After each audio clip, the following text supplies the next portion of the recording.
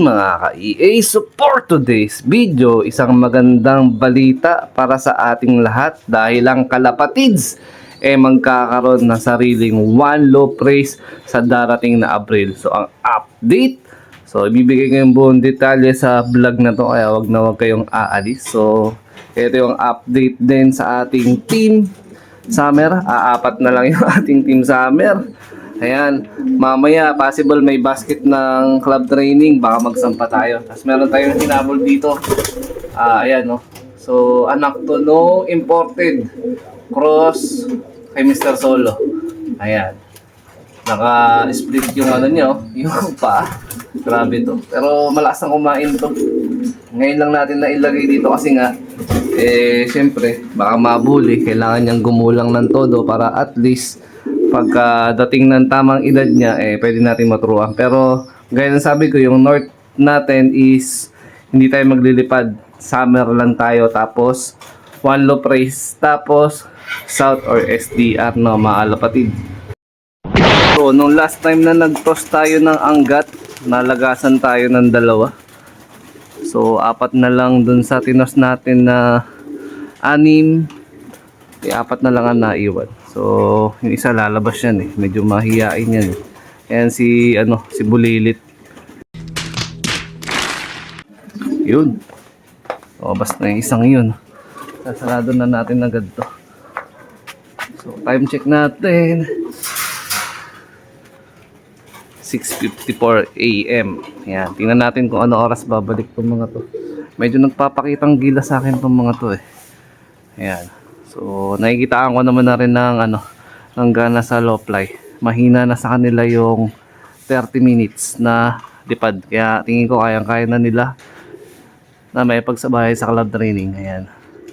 Ayan si Bulilit nakahiwalay. Taas ng lipad Tapos yung tatlo natin pinawalan. Ayan, magre-raging na yan mga yan.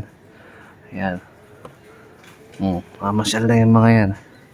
Mamaya pa yan babalik. So, pagkikwentuhan muna natin yung ating balita regarding sa padating na Kalapatids One Low Praise Season 1. Ayan. Bago natin simulan yung ating pagkikwentuhan, panoorin muna natin itong video na to. Ayan. Good day mga ka-FPR Supreme OLR. So ngayon po, nandito po kami sa Banawe dahil nagkaroon po kami ng mga meetings, series of meetings with regards po sa FPR Supreme OLR. So the management decided na hindi na po kami magtutuloy for Season 3. So ngayon po, napagtitingan na po namin and then unfortunately, napagdesisyonan po ng management na hindi na po tayo magkakaroon ng Season 3. Pero po, tatapusin po natin ngayon yung Season 2 which is ibibigay po namin lahat po ng papremyo, bibigyan po namin kayo ng magandang palaro pa po ng mga series of pullings and races.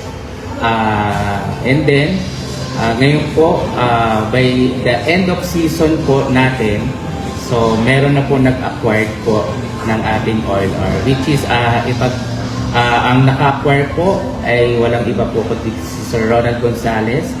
Ang magiging pangalan po ng OLR po nila is Kalapatid OLR Season 1. So mag-start po sila ng acceptance po ng mga entries on April 1. So pakisuportahan na lang po natin sila. So again, on behalf po ng management ng FPR Supreme OLR, nagpapasalamat po kami sa lahat ng sumuporta at nag-entries po sa lahat po ng participants ng FPR Supreme OLR ng Season 1 and Season 2. Maraming po salamat. So, nandito po, kasama ko po si Sir Ronald Gonzales and then the full control po ng management starting po ng April, which is doon po yung acceptance po nila ng submission ng mga entries.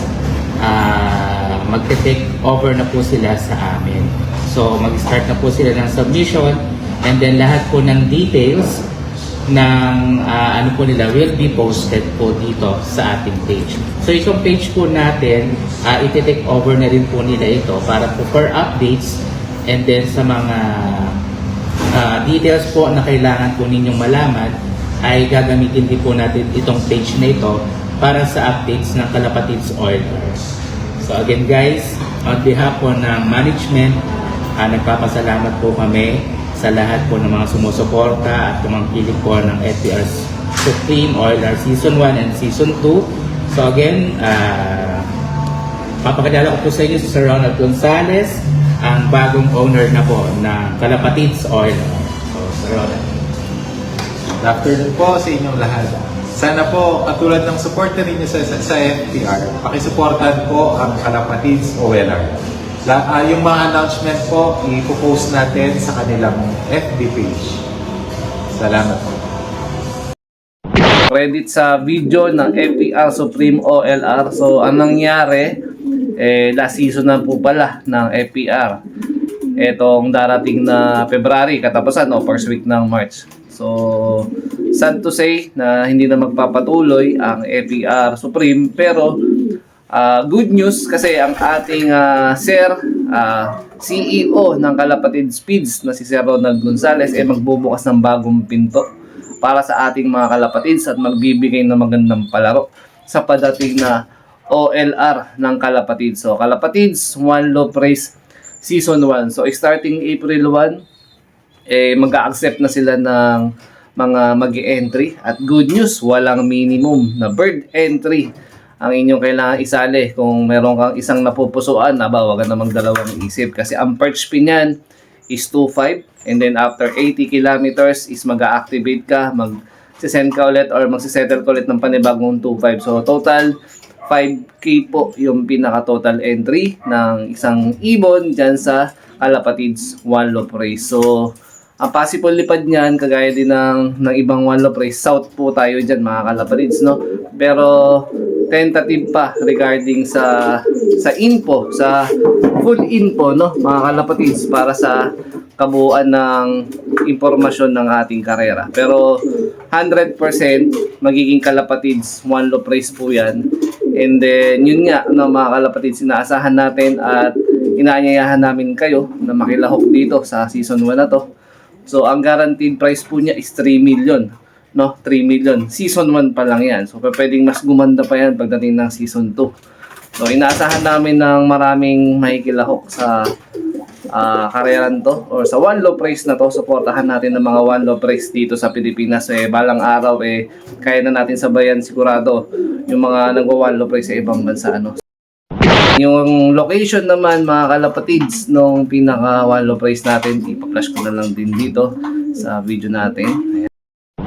Bale, ito mga Kalapatids, ang gamit nating application dito is Arlight. Mada-download lang yan sa Play Store. So, kailangan mo lang i-zoom in.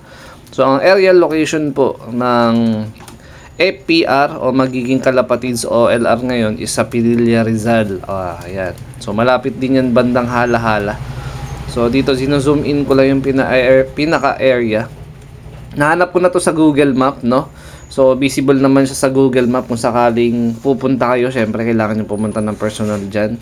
So, dito yung actual location na hanapin natin yung may mahabang establishmento, which is yun po ang pinaka-lop ng FPR o magiging Kalapatids. Ayan. So, ito, kitang-kita naman, no? Haba nung establishment na yun. Yan yung kabuuang lop, no, na magiging Kalapatids One Low Race. So, hala-hala po siya. Nakatapat dun sa may Laguna de Bay yan.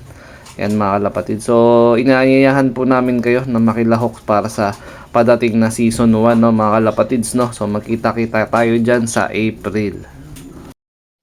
So, yung total area location yan, pwede nyo naman makita sa Google Map, no. So, mariresearch nyo yan. Pililla Rizal. O bandang Hala-Hala na yan mga Kalapatids, no. So, good luck sa atin lahat.